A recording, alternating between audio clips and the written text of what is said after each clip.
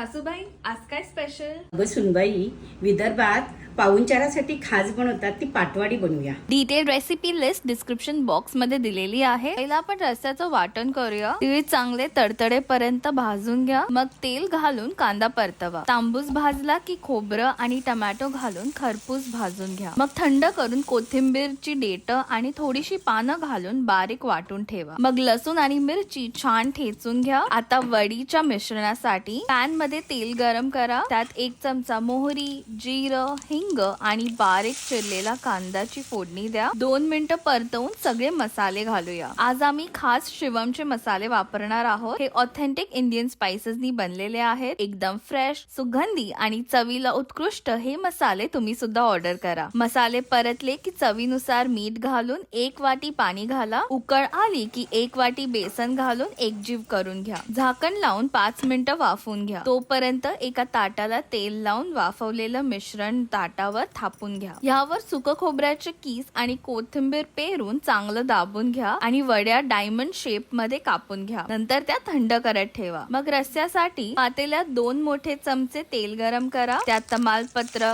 कढीपत्ता आणि 1 चमचा आलं लसूण पेस्ट घाला. 1 मिनिट परता आणि तयार केलेले वाटण घालून कोथिंबीर घाला. तेल सुटेपर्यंत परतवा. मग त्यात तरी तेज लाल चिली पावडर, हळद, काळा मसाला आणि बंगा ग्रेव्ही पावडर घाला. ह्याने वेगळीच चव येते. मग मसाले चांगले परतवा. गरजेनुसार उकळतं पाणी, मीठ आणि कोथिंबीर घाला. ग्रेव्ही आपल्याला पातळच हवी आहे. आता मस्त खळखळून उकळी येऊ द्या. रंग आणि तरी किती मस्त आलेली आहे. आम्ही आज तांदळाच्या भाकऱ्याही केल्या आहेत. आता झणझणीत रस्स्यासोबत गारेगार मठ्ठा करूया. ग्लास मध्ये 1 मोठा चमचा शिवम मठ्ठा मसाला घाला. त्यात ताक घालून थोडं मीठ घाला. एकत्र मिक्स करा आणि पुदिना घाला. आपला मठ्ठाही तयार आहे. आता सर्व करूया. वड्या सुरीनी काढून प्लेटवर साईडला ठेवा आणि 2-3 वड्या छोट्या प्लेट मध्येही घ्या. त्यावर गरमागरम रस्सा घाला आणि आस्वाद घ्या. झणझणीत चविष्ट विदर्भातील पाहुणचार पातवडीच्या रस्स्याचा. नक्की ट्राय करा आणि तुमचा फीडबॅक कॉमेंट्स मध्ये द्या. धन्यवाद.